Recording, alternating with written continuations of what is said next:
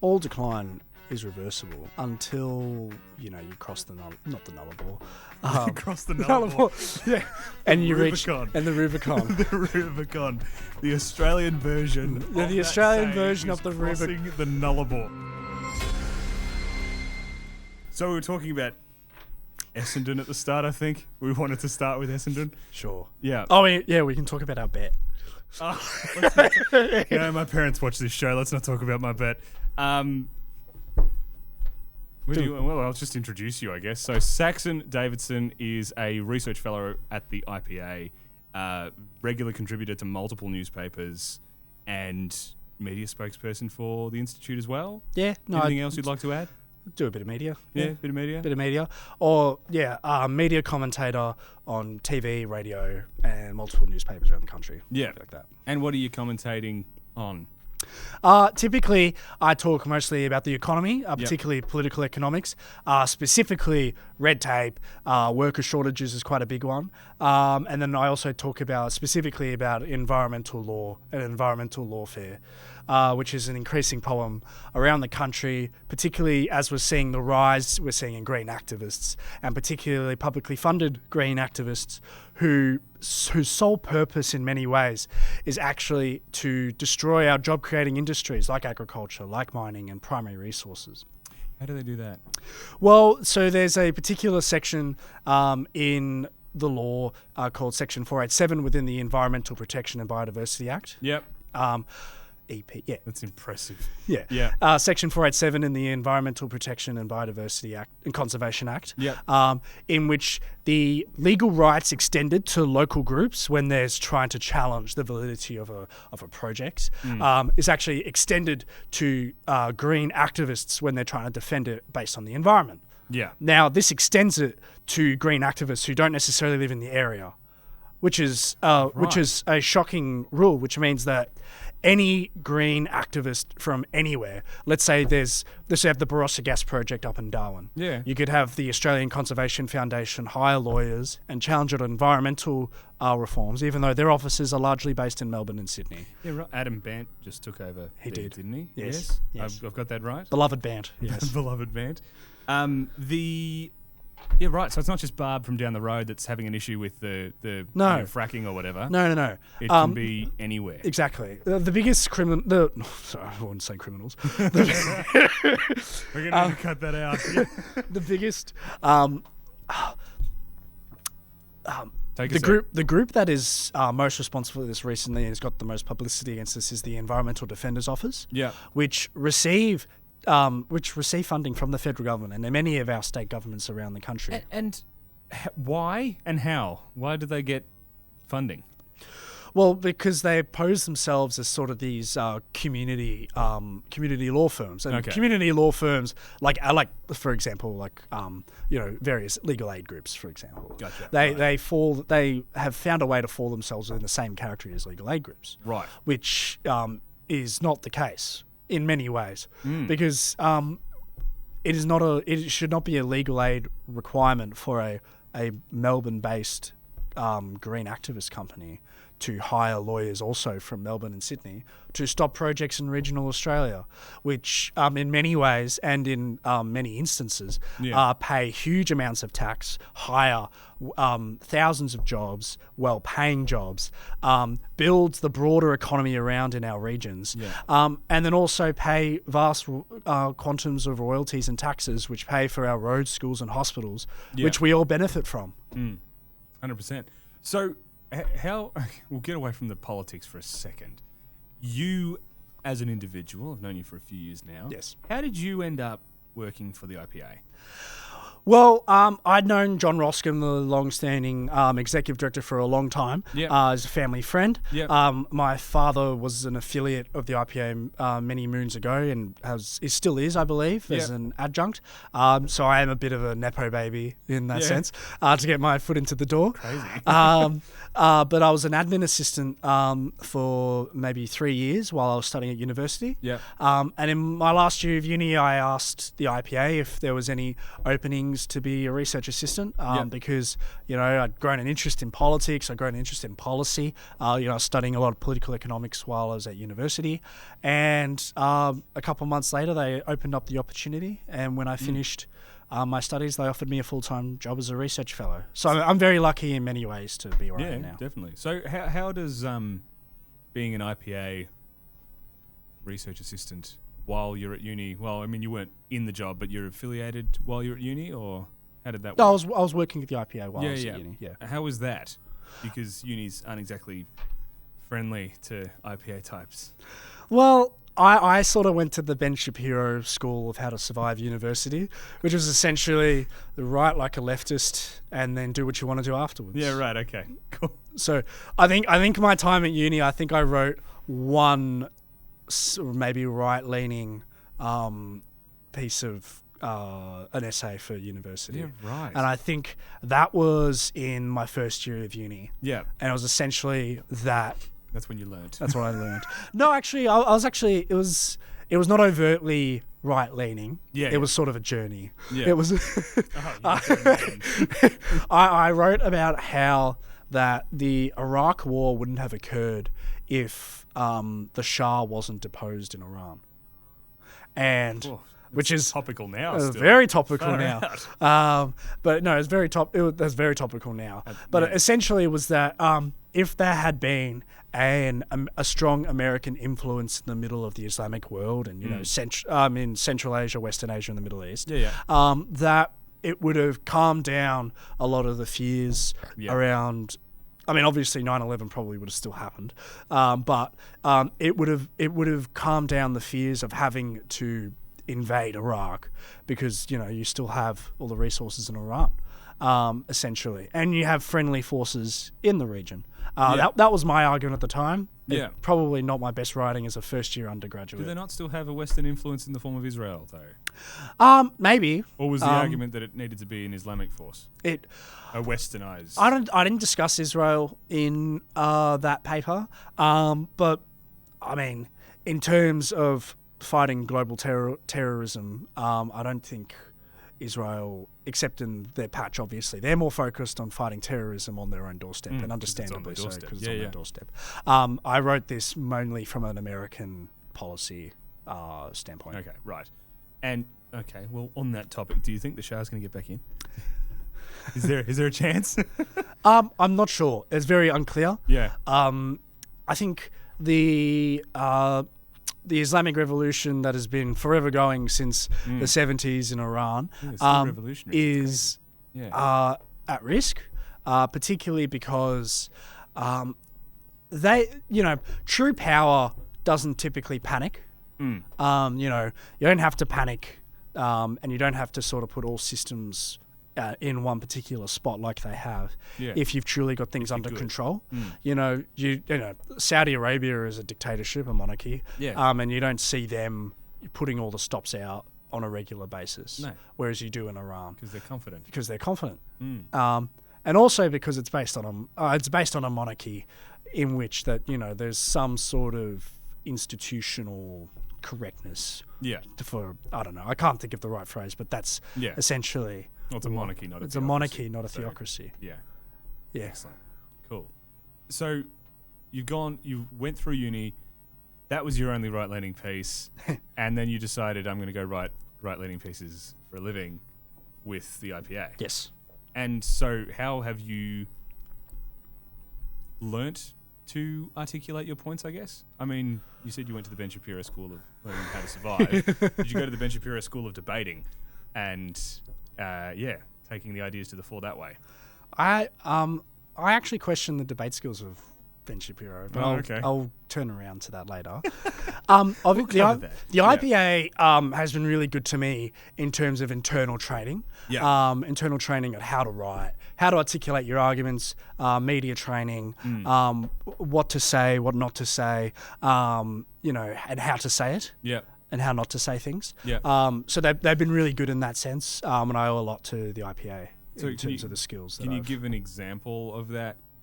Well, so obviously we have our communications team, which give ongoing sort of advice and editorial sort of, Yeah. and you gain editorial understanding the longer you're there. Yeah, of course. And then you also have advice from from managers, for example. Yeah.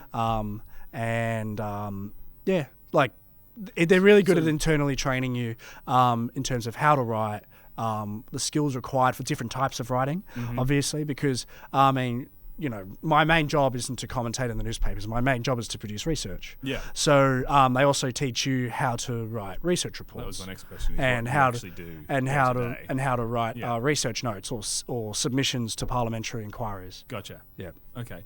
And so I'll jump back a second. So if I were to say, take a policy position like Australia should have a car industry, one that I've been passionately talking about on this show previously. There's obviously a right way and a wrong way to communicate that. I don't need the IPA's official position on that. Obviously, that's not what I'm asking. But when you say media training, instead of me going out and saying we should bring back Holden or whatever, what's the process of formulating what your official statement would be? Well, most of our media and most of our statements are based on the research that we do. Research into Holden. So I've done a bit of research on sort of our manufacturing base, for example, not specifically cars because the car industry died like 10 years ago. And I've done a lot of research on Australia's Future Made in Australia policy, for example, right? Yeah. Which I don't actually believe it's it's a very good name, it's a catchy name, it's a nice name, great. But it's not accurate. It is an inherently inaccurate name. Well, because the purpose of the Future Made in Australia policy is actually to create a manufacturing base backed off intermittent renewable energy, and it's just impossible. Yeah, it's not possible, and the factor of jobs that will be lost and that are and future jobs that will never be created by the policy of net zero, which is the fundamental backing of the Future Made in Australia policy, is a figure of eight jobs that currently exist and that could potentially exist to one job that would be created. So you're saying that manufacturing base is going to struggle under intermittent renewable energy. Aren't Tesla's gigafactories all solar powered? They've all got solar panels on the roof and that's all they need, and that's a fairly hefty manufacturing base. Yeah, but we're talking about renewables at the grid level. Yeah, okay. So I don't have a problem with people having a solar panel on their roof. Like, I don't care. Yeah. Because it's their roof. It's their roof. Yeah. But I do have a problem. I do have a problem with supplying and having a grid reliant on solar panels and wind turbines and intermittent renewables. Yeah. There aren't enough resources in the world to create the batteries required to back up those intermittent solar and wind powered energy. And also, you can't just turn them on and off when need be, like you can with gas very successfully. And unfortunately, what they've done is they've tried turning it on and off at a very sudden level with our coal-fired power stations, which is then how the Greens and the Labor Party turn around and say, well, coal is causing all these problems. Well, yes, because you're treating it in a way it wasn't meant to be treated.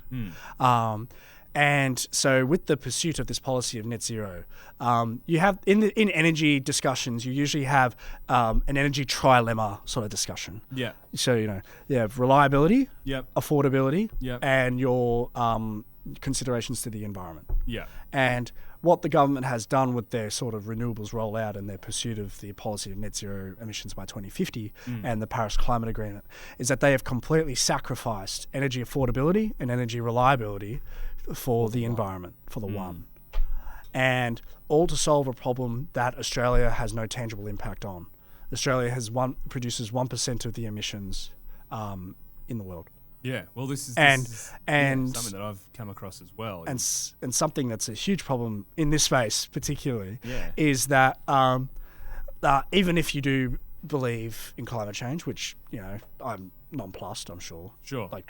So if you do believe in climate change and you agree that the adaptation costs are required, because no matter what Australia can do, it's not going to fix the underlying issue. Well, China building 230 coal power plants a year or whatever the ridiculous number was. China emits more in 12 days than what we do in a year. That's insane. Yeah. I mean, they do have a lot more people than we do, but Yeah, sure. Yeah. But so let's. we're having no impact. Is We're what having you're saying. we're having no impact. So even if the world's going to burn and we have to spend a lot of money on adaptation, Yeah. why are we then spending money on trying to fix a problem that we can't fix? So save that money for later. Economic suicide. Economic suicide. Yeah.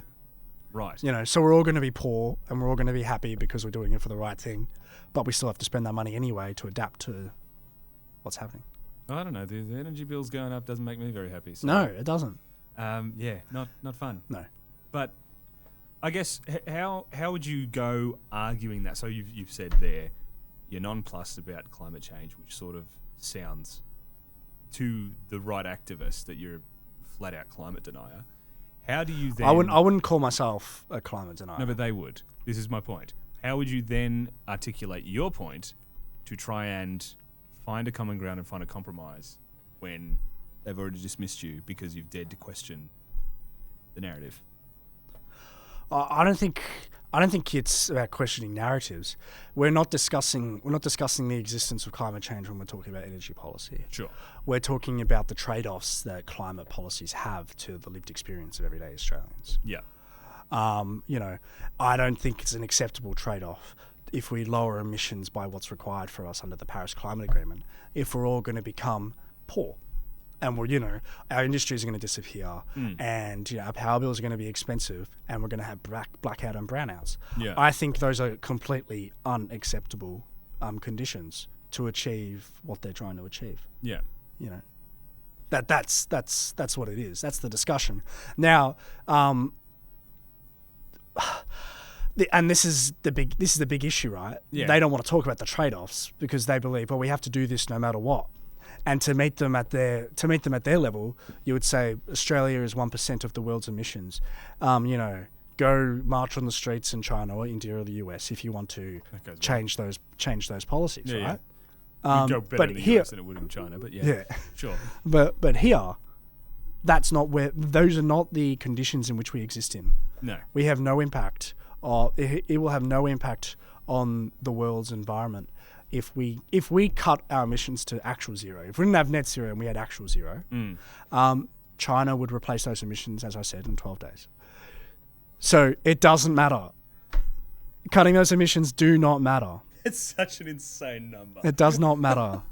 So yeah. So why are we doing it? Yeah. No, that's fair. Is this your signature policy point? Is this your favourite policy to debate? Probably not. Oh. It's not my favourite policy to debate because Yeah. it's so frustrating. Yeah. Like it's important, and important, and I like to do it, but Yeah. it's frustrating. So what is your favourite policy to debate? Probably government spending, Yeah, maybe. yeah. Yeah. Needs to be dramatically lower. Yeah. So outside of COVID, We agree. There you go. Woo. outside of the COVID era, Yeah. government spending is at its highest level since the 1980s. Yes. It's about 27%. Yeah. And this next budget will reveal that we're above $1 trillion in gross debt at the federal level alone. So not including all the various states, including our beloved home, Victoria. Oh, Victoria. The place to be, apparently. The place to be. The education state. Yeah. Right. So government spending is far too high. And the sort of junkets provided by the federal government are far too high and far too many. Well, yeah, definitely. And particularly to the politicians. I think there's a argument to be made about how many benefits they get. I still chat to people in the street though that think that they're all on the pension, the one that Lay's just got. Yeah, they're not all on it though anymore. No, they're not. Any politician that has left since 2000, that had joined Parliament since 2004 is no longer on the parliamentary pension. That's what I thought. This is why Scott Morrison didn't leave immediately after the 2022 election. He had to find a job. Yeah, right. He didn't have enough individual wealth to not be a politician. Yeah. He had to actually get employed somewhere else. Yeah, right. And so he was just completely stuck there until he found a job. Far out. Yeah. How do you go finding a job after being Prime Minister? It would be easy in some industries, but it would be very, very difficult in others, I imagine. Yeah. Yeah. Well, you know a lot of lobbyists. I'm sure you'd have Yeah, friends. Yeah, good point. You get the political system looked after itself. Yeah. Yeah, right. But to your point about benefits to politicians, it's an unpopular opinion. Yeah. But I actually didn't mind the pension. Yeah. Because even though I want to get back to this in one of my previous articles talking about Albanese's pension. Yeah. But I don't mind the parliamentary pension because it actually then entices good people to join politics. Yeah. You actually need the benefit of having high value, intelligent people entering politics. Because if you do, you need that enticement. You should be looked after. You should be looked after.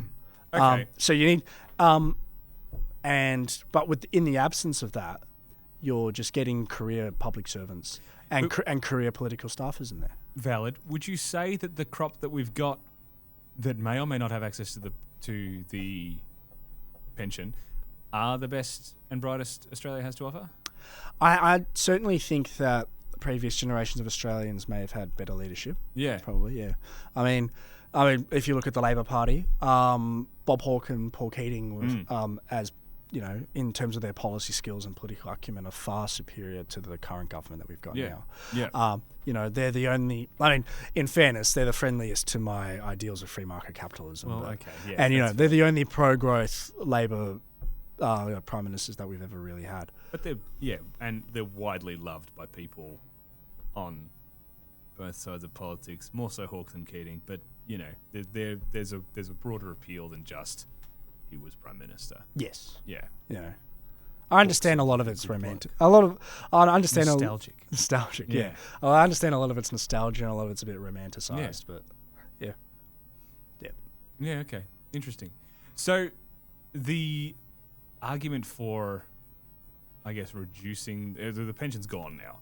What would you replace it with, or would you go back to it in order to entice these people? I would probably bring back.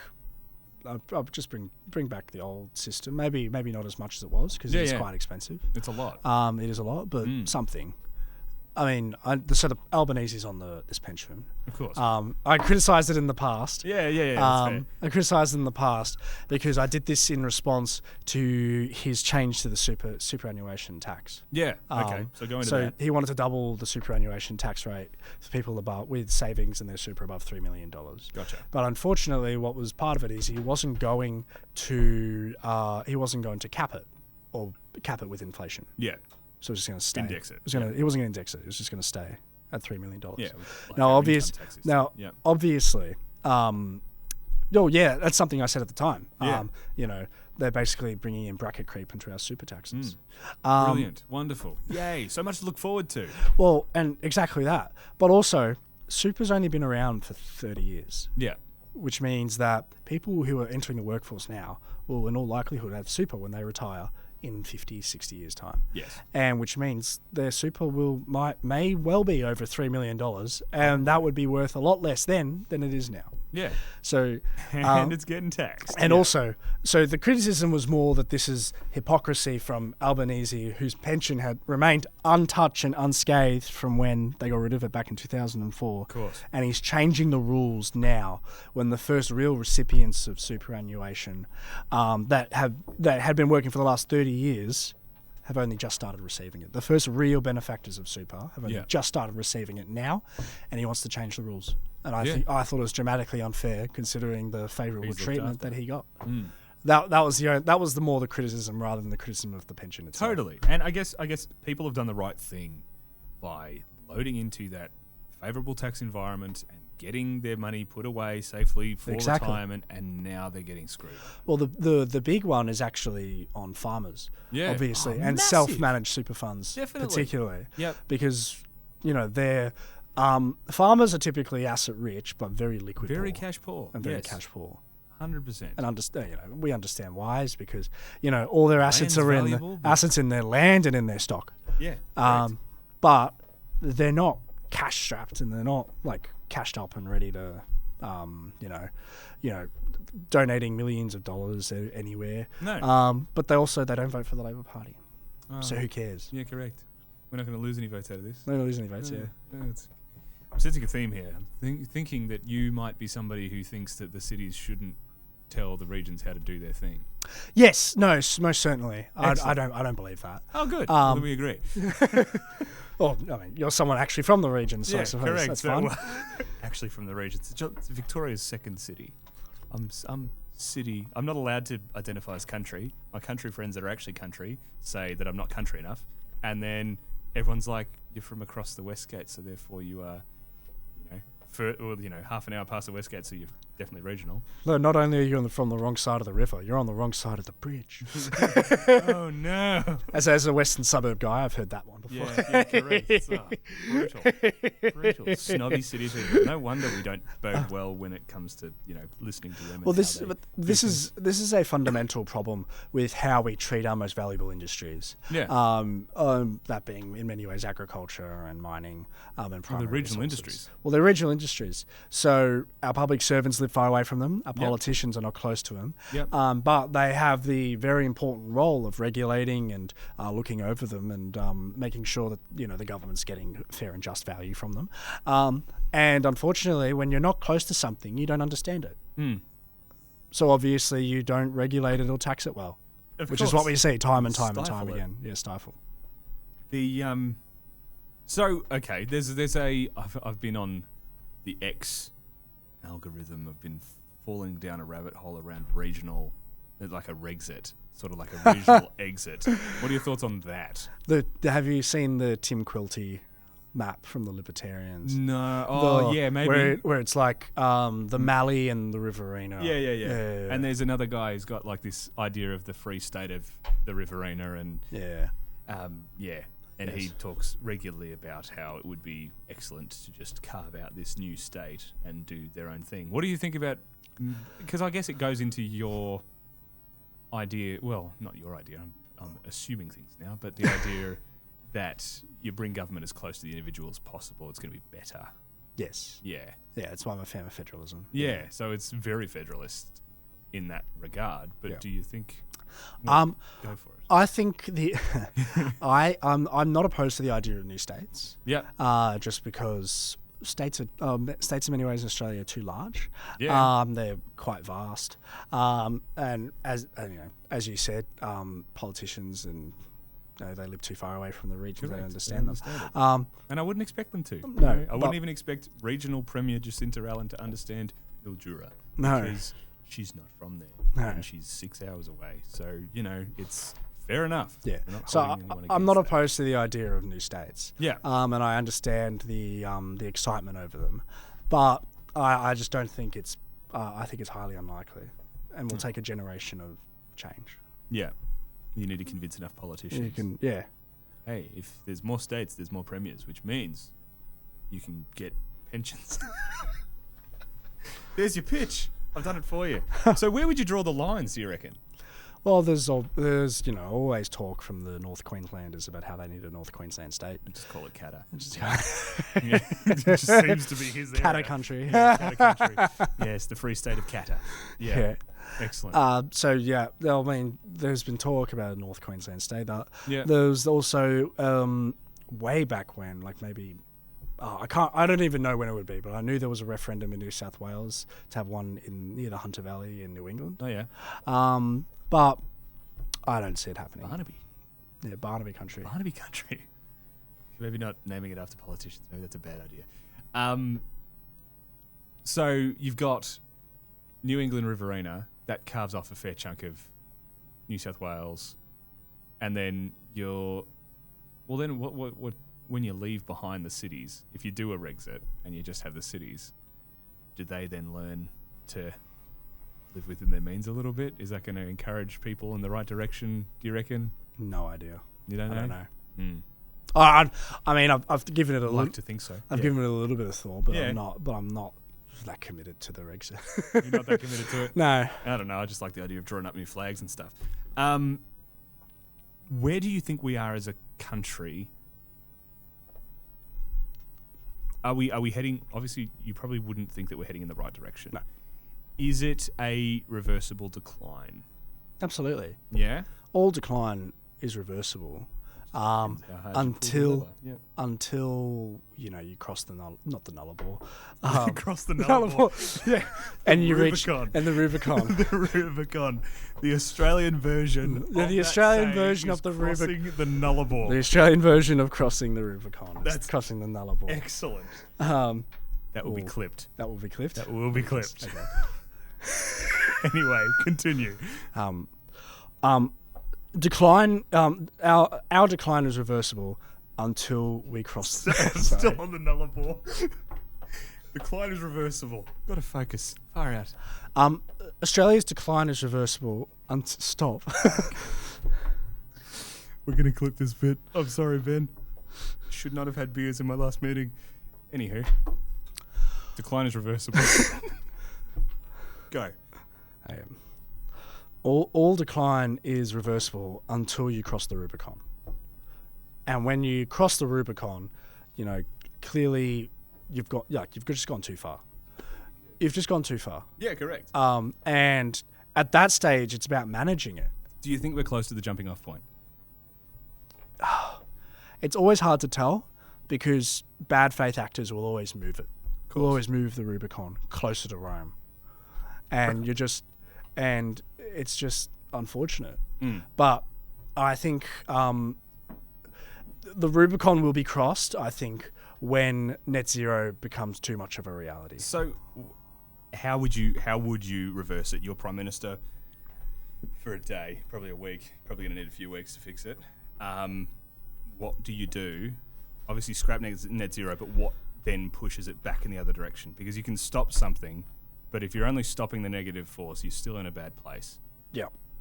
How do you bring it back? Well, so on the energy front, you have to bring the two completely ignored forces of the trilemma that I mentioned earlier back into affordability, reliability, and remove a lot of the focus on environment. So that includes cutting the Environmental Protection Biodiversity Conservation Act back until it was in its original format, let's say 2000, 2001. Yep. You have to stop funding green activism, and you have to stop giving tax breaks and loopholes and subsidies to renewable projects. You have to cut a lot of existing red tape, and that can be done through mechanisms such as sunsetting government agencies, especially regulatory agencies. Yeah. You need to sunset some existing legislation just completely out of existence. Yeah. You need to cut the amount of regulatory bureaucrats there are currently in the public service federally. There are about 100,000 public servants in Canberra who exist solely to regulate private enterprise. Far out. And what departments are they a part of? Oh, the whole range, Yeah. Finance, treasury, climate change, energy, water. There's a climate change department that's specifically just causing issues in this space. Well, in the energy space. Yeah. In many ways, yeah. Is energy the key policy? Energy is everything. Yeah. Energy is everything. It's cost input for businesses. It keeps the lights on, keeps heat, it keeps, people, warm in winter and cold in summer. Yeah. It's a major export revenue for us. Yep. Obviously, we export a lot of coal and gas. It's a lot of our major industries are also energy intensive, smelters. You can't have a manufacturing base without cheap energy. Of course. And you can't mine some of the most important things that we mine that aren't energy focused, like iron ore, tin, nickel, alumina. Like so many things you can't do. What was that last one? Without alumina. Alumina. What is that? It's like something you smelter in Western Australia. I thought you said aluminium. I thought you said we do aluminium. We do aluminium as well. But American way, and I was going to call you out on it. No, aluminum. Aluminum. Yeah. Alumina. I had to get you out there. Yeah. Too American. Yeah. But energy's everything. And you can't function as a country without a stable energy grid based on reliable power and cheap power. So, what does the ideal balance look like from your perspective? Do you reckon? More coal, more gas, and nuclear. Yeah, we can, but that'll take a generation of time as well. Do you reckon? Yeah. The last election, in my opinion, has put a severe dent in the hopes of ever getting rid of the nuclear ban. And even if we were to get rid of the nuclear ban, it couldn't be something that could be campaigned on. Do you reckon that it was that the loss of Dutton's Liberal Party was heavily entwined with that idea? Yeah, I think so. You think? Labor Party campaigned heavily against nuclear in the last election. And if you ask the average person on the street, what's the Liberal Party's policy? I guarantee they'd say nuclear. Okay, right. Nuclear makes a lot of sense. It's, low emissions, highly reliable. It seems like it's a perfect solution. Yeah. But I think it's a huge dent. It's like it's almost akin to the carbon tax. Yeah. When we actually need it to be akin to the GST back in the 90s. Yeah. Where, let's say the coalition win government. Yeah. They just do it. Yeah. They don't campaign on it. They just do it. Get rid of the ban. Don't say you're not going to do it and then do it. But well, you don't say anything. Yeah. Okay. The Howard opposition in 95, 96 completely dropped any mention of the GST in the lead up to the election. They won, then they called an early election because they said they were doing the GST. If the coalition ever were to win government again and do something about nuclear, they would have to do that. Yeah, okay. Touched on GST and how that was supposed to be a discount for income tax, and we were talking about income tax a little bit before. You mentioned that you wanted to go there. Where do you think the income tax system goes wrong, aside from the obvious? Where it's bracket creep, obviously. Yeah. It's not indexed. The budget is too reliant on income tax. Okay. Now, you can look at this in one way or the other. I prefer to look at it that before because whenever you talk about cutting taxes or reforming the tax system, they always look at, this less revenue is a cost. No, it's not. Not a cost. It's not a cost. It's not your money. It's not your money. It's our money. Okay, good. Yeah. Good. We agree. But so everyone looks at it as if it's a cost. Yeah. But it's not a cost. You're just getting less money. But this goes back to this sort of theory about, starving the beast. Yeah. That the government would spend less if they had less money. Yeah. That's not true. So, you know what, you don't have to starve the beast. You actually have to slay the beast. You actually have to cut the amount of spending it's allowed to do. Yeah. I think we should have the discussion about government spending before we have the discussion about tax. Gotcha. Cut government spending, and then we can talk about cutting tax. Well, we're going to address the debt and all that. Just as I said, $1 trillion in gross debt. Yeah. So I don't think the starving. Such a big number. Yeah. So I don't think the starving the beast in actually cutting taxes before you cut spending works anymore. If it ever did. Can't you just do both? You can do both. Okay. But I'm saying you have to slay the beast before you starve it. Yeah. Because you have to ask the government. You actually have to get the government being used to not spending much, having budget surpluses, or novel idea. Yeah. Sorry, what's a surplus? I haven't had one of those in a while. A real one. Yeah. Yep. Okay.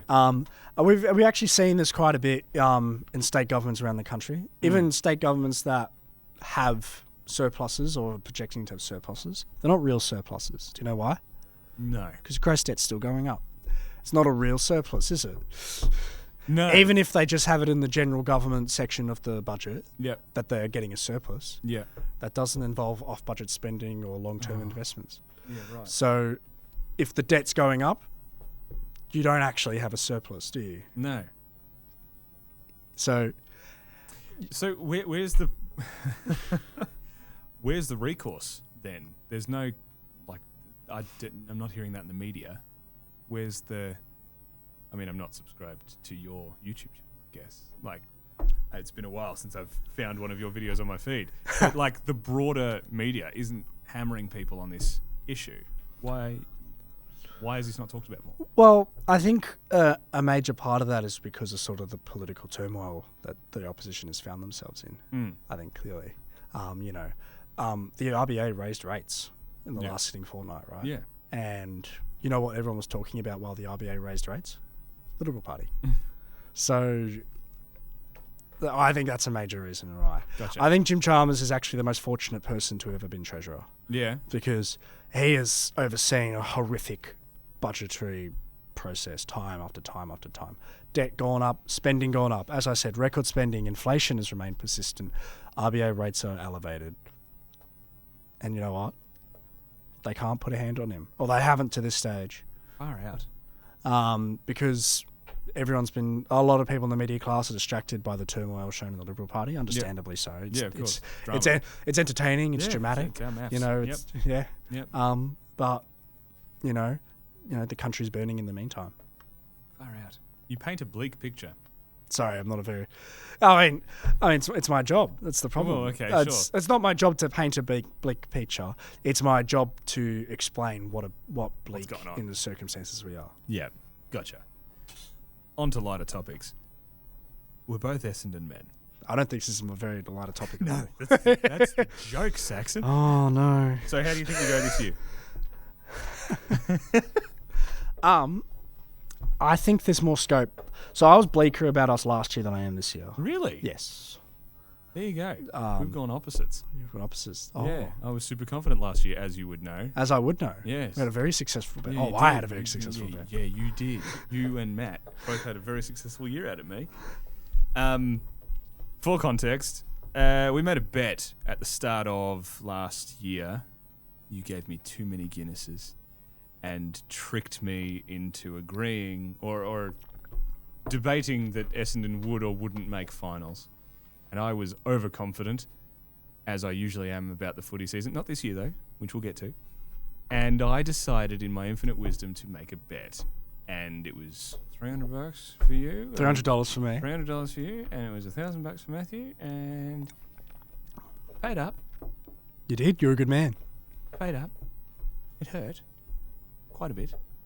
I'm so glad that Jen doesn't watch my podcasts. She might actually watch this one. Oh. Anyway, so yes, no bets this year. No bets this year? And I'm not at all confident. I think we only beat Richmond. No, okay. So you think you're coming second last? I think we're 17th. Really? Yeah. No, I've lost all hope. I think we're anywhere between 11th and 16th. Okay. Oh, okay, cool. So much better. So you have to ask, who are we better than? I think we're better than Richmond. We're better than West Coast. I don't know. I don't like asking myself that question because I'm like, we're better than them. Every time I'm like, Cats, we're better than them. Brisbane, we're better than them. Why would you think that? Because I'm delusional. Okay. So I think we're definitely better than Richmond. Okay. We're better than West Coast. Yeah. Melbourne. Yeah. And maybe North. Yep. Maybe Port Adelaide. Yep. This is where the variance comes. Mm. But I don't think we're finishing bottom four like we did last year. And then the club goes and releases the coolest ever jersey design, Guernsey design, yes, for the Anzac Day clash. Yeah. It's got a Bristol Bowfighter on it. Yeah. I had a relative that flew one of those. Oh, really? It is just a cool piece of kit, and that's emblazoned across it. And then I get delusional again. I'm like, we're winning Anzac Day. We cannot wear that and not win Anzac Day. So if we've won Anzac Day, that means we've won like 4 or 5 beforehand. So all of a sudden we're... And then I realise I'm being delusional, and I'm like, no, 17th. We're locked in at the bottom. But it looks so good. I don't think we're locked in at the bottom. Well, that's okay. You want to bet? For posterity? Double or nothing. No, we're not doing that. Yeah. Cool. Excellent. So, yeah. What do you think about McGrath as captain? I love McGrath. And of all the interviews that I've seen, I think he's a really, really good bloke. I just think there was a guy who's a mad Richmond fan in my network that put it to me this way. He goes, if you look at all the really successful club captains, they've got some grunt about them, and they're like, they're clear on their mission. Are you telling me McGrath has grunt? Because I would wildly disagree. Okay, no, good. I don't. Good. I don't think he's got. I think he's a really nice bloke.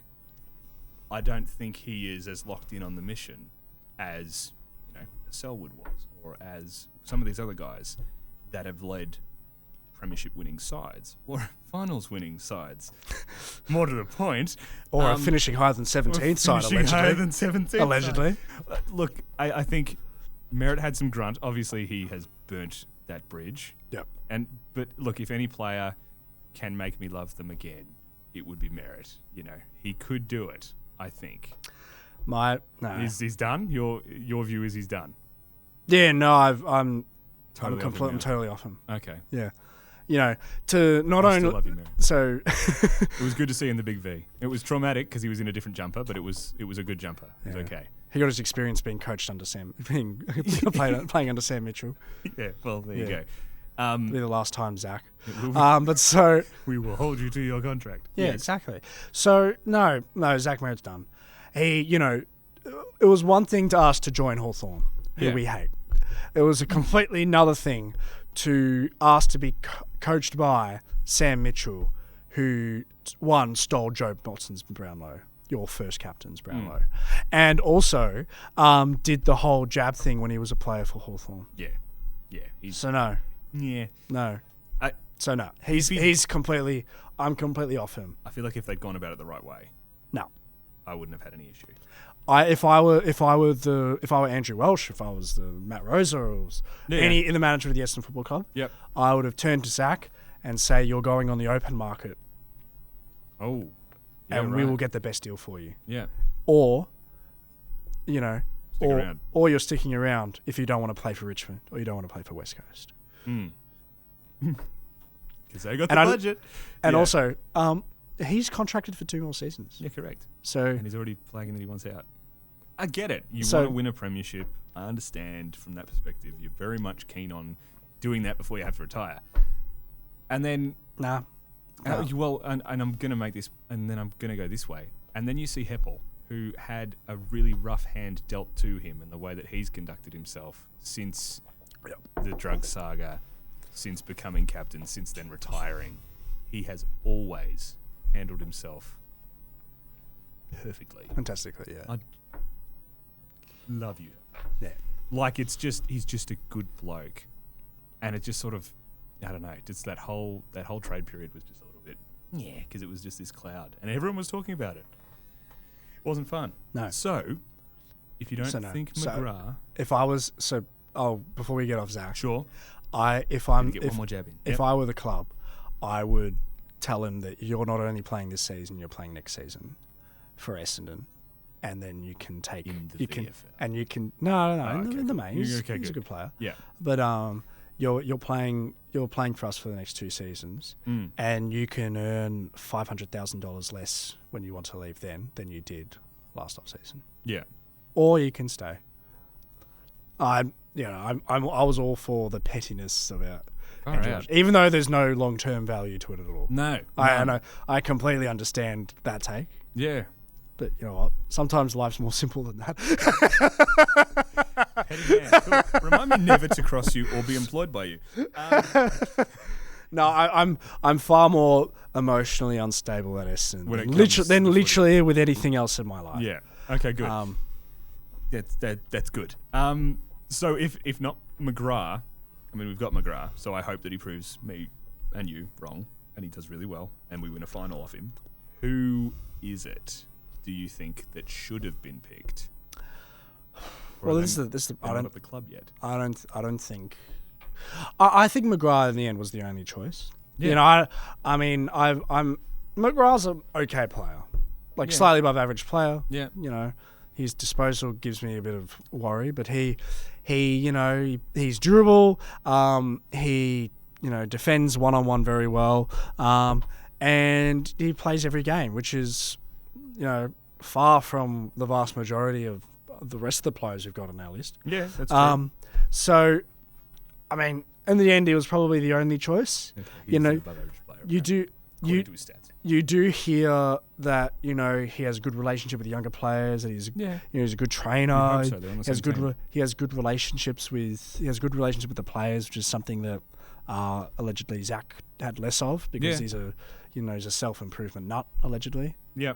Which I admire in many ways. Yeah. But, when you're in a team sport, it might come to at the expense of Those relationships. Yeah. Cool. So look, I hope Andrew McGrath's up for the job and up to the task and can do it. And time resolves uncertainty. We'll see. Yeah, I think he did. I think look, he can definitely prove me wrong. Mm. The way that Phil put it to me about the grunt, and it's like now that I'm looking for it, it's like I look at all the previous premiership captains, and it's like there's a clear mission there, and I don't yet see it. But we're not a premiership team. No, that's true. I just want to be a finals winning team. That'd just be the best. You know, that would be my grand final. You know how people celebrate really hard and get completely plastered when they win the granny? That'd be me if we win a final. Even the wild card round. I count that as a final. That's not a final. Stop. You need to count it as a final. I don't. Fine. I don't. So who is there someone at the team that is a better captain in your mind? Well, I'm not in the club, I'm not in the four walls. Sure. But I'd say Very political outside looking in, and the outside looking in, I'd say Sam Durham's probably. Yeah. Just needs a couple more years and then he's there. Couple of years, yeah. Mm. But he does have that grunt. There was a rumour that was going to be started by a friend of mine. He said, when I start rumours, they usually happen. And I've gone, well, could you start the rumour, please? And then the next day, it was announced that he went to Gold Coast. But Christian Petrarca, coming across to Essendon, walking into the captaincy and leading us to a premiership. And I've gone, oh, thank you. That would be incredible. I think that goes to I think that mindset there, that we need a messiah to save us, is a huge problem with the Essendon psyche. Yeah. We have a huge messiah complex. You hear that all the time with, we need to bring James Hird back, for example. We have a huge messiah complex, when actually what's wrong to the club is systemic and complete total institutional failure. Yeah, right. So I do like Hirdy. I love Hirdy. Yeah. You know, I really do love Hirdy. You know, he's one of our greatest players of all time. And he was failed by people alongside him when he was coach. Yeah. But I think it would be a mistake to bring him back. But I do admire the courage that he had to go for the job when Brad got it. 100%. It would be a tough gig. You paint a bleak picture. Again. I've said that twice now. You told me, when you said that lighter topics. You said Essendon was a lighter topic, and I told you it's not. I think the pain of an individual footy club is slightly lighter than the pain of a whole nation. Maybe. Quote of the day. Maybe. Doesn't feel like it. I don't know. I'm just feeling a lot of pain from both sides. Really, it's not great. That's fine. This has been fun. I have learnt a lot because you are very well media trained, as you mentioned. Like, you just know your stuff. It was really good to chat to you. Do you have any final words, thoughts, comments for anyone listening? Yeah, I did put a very bleak picture out there. You did? But there is hope. There's always hope. Yeah. Right? Like, because I'll start with footy because that's the lighter topic. Good. There's swings and roundabouts. There is hope. You know, Essendon's younger players doing well, and hopefully that they bring forward a new dawn for the Essendon Football Club. Baby Bombers. What are we up to now? 3? 3. Yeah. Baby Bombers 3. The nation. Yeah. So, with bad governments, there is hope. With bad governments, there's always hope, because in Australian history, bad governments lose compared to good oppositions. Yeah.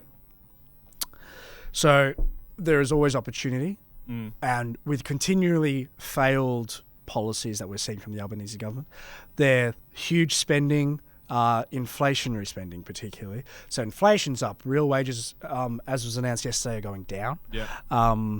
Yesterday from when we filmed, obviously. Yeah, correct. But Albanese might not be leader by the time this comes out. You never know. Albanese will be later. Oh. But so you have real wages going down, inflation's going up. Government spending is only increasing. Cost of living is going down. Do you know that Anthony Albanese is the only Prime Minister to have had an overall reduction in GDP per capita from start to now? Seriously? Yeah. No other Prime Minister in Australia's history has had a reduction in GDP per capita. Oh my goodness. From the start of their premiership to the end. Not ScoMo, and he had a pandemic. Yeah. Not Kevin Rudd, who was awful. Julia Gillard, the same. Whitlam. Oh, and the GFC. No. Yeah. And the GFC. Aside from being not great, he was the GFC. Yeah. The GFC. Far out. Yeah. The only one ever. Yeah. Of the 13 recorded financial quarters that we've had thus far under the Australian Bureau of Statistics, 10 we've seen reductions in 10 of 13 quarters in GDP per capita. Living standards going down, inflation up. Real wages down. And he's still government leader. spending up. And you reckon he'll still be leader by the time this comes out? Absolutely. Anthony Albanese is a Labour legend. Oh, he just is. I think it's just a fact. Just because he beats ScoMo? Because he wins elections. Yeah. Do you know how few Labour leaders there have been to have won an election off the Liberal Party? There would have been more if they, Whitlam, Bob Hawke, Kevin Rudd, Anthony Albanese. In the last 80 years, there have been 4 Labour leaders to have won an election off a Liberal government. Yeah. And, we see how beloved we see how beloved the Labour Party treat Kevin Rudd, right? Yeah. What's the same with Libs and John Howard? Well, sure, but Kevin Rudd was Prime Minister for, 3 years in 2 stints? 3 minutes? 3 years and 2 stints. Yeah. And a failed Prime Minister in many ways. And knifed the first female Prime Minister. And knifed the first female Prime Minister. It's terrible. Yeah. Yeah. But they love him. Right. But you know what? They don't treat Julia with that same esteem, do they? No. Even though she was Prime Minister for almost exactly the same amount of time. And she's from the west of... She was my member of Parliament growing up. There you go. Yeah. That's a So that's a sore spot for you. That's just... oh, no. I think I've met Julia Gillard when I was a kid. Yeah. As a, Yeah. nice. She's a local member. Local member, yeah, I suppose so. Yeah. Because everyone's met their local member. Yeah. Yeah. Allegedly. But yeah. So with failed policies, there's always an opportunity with a clear message and concise and easily understandable policies. Yeah. To achieve change. 100%. That's why the Abbott opposition was so successful. Bad government across 2 prime ministers, obviously. Yes. Bad government, bad policies, bad economic situation. The budget was falling apart. Everyone remembers the slogans, right? Yeah. Fix the budget, axe the tax, turn the boats around. You said it wrong. Stop the boats. Stop the boats. Turn the boats around. Come on. Everyone remembers. Stop the boats. That was a test. I got it. Yes. Good. Yeah. Stop everyone the remembers. boats. Stop the boats. Yeah. We'll turn the boats around. Stop the boats. Whatever. But everyone sound anywhere near as good. I thought you were media trained. But everyone knew what the Abbott government were going to do. Stand for. Yeah. Now they axe the tax and they stop the boats. But you know what? Fix the budget. But anyway, history, right? Yeah. But you know why? but you need a concise message. You need clear policies. Yeah. Axing a tax is a clear policy. Yeah. Stopping the boats is a clear policy. Yeah. Now fixing the budget is not a clear policy. No. And that's why that one, in many ways, it sort of fizzled, right? Yeah. But the opposition need to have clear policies that are easily understandable. Yep. That can have clear results. Yeah. The opposition also need to have a concise message and need to be consistent. They need to talk about it all the time. And what would you say are the 3 big ones that they could adopt tomorrow? Get rid of net zero could be one. Reduce immigration would be another one. And they might just bring back fix the budget. Cool. So fix the budget, stop the planes. And what was the other one? Get rid of net zero. Yes. Dump net zero. Yeah, right. Done. There you go. We've saved Australia, James. Saved Australia. And on that note, it is time to end. No, sounds like a Top Gear exit. Yeah. Excellent. Well, thank you very much for coming down and joining me for the pod. A lot of fun. I know I said final comments like 10, 15 minutes ago now. But we can fix that in post. Yeah, would you like? Yeah, we can edit this. Would you like? Do you have anything else to add? I think I've said my piece. Yeah. I think I'm pretty happy. Excellent. Do you have anything to add, James? No. Sorry, that's a bad way to end it. That is a bad way to end it. That's okay. But thank you for having me. It's been good fun. We're good mates. We have chats all the time. We do. Now we just did it in front of camera. Yeah, so there's 3 cameras. There's 3 cameras. No, but so the whole world knows what we think about the Essendon Football Club, and my personal views on Zach Merritt. Yeah. Well, it just means that when there's a next vacancy on the board at the footy club, they're going to seek us out. Oh yes, of course. Yeah, and they'll just personally be like, "Can you save the club?" 100%. I know how to save the club. Yeah. Just kick the ball better. Like handball. Kick it forward. If I didn't injure my pinky, I'd be a league footballer now. Oh, yeah. Yeah, It's the same with me, man. I injured my pinky at 6 years old and it stopped me. Bad knees, and I wasn't interested in footy until I was 16. But aside from that, I would have been there. 100%. 100%. We're calling it there. Cool. Okay. Thank you very much again. Thank you for having me, James. Cool. It's been fun. Easy done. And that's a wrap.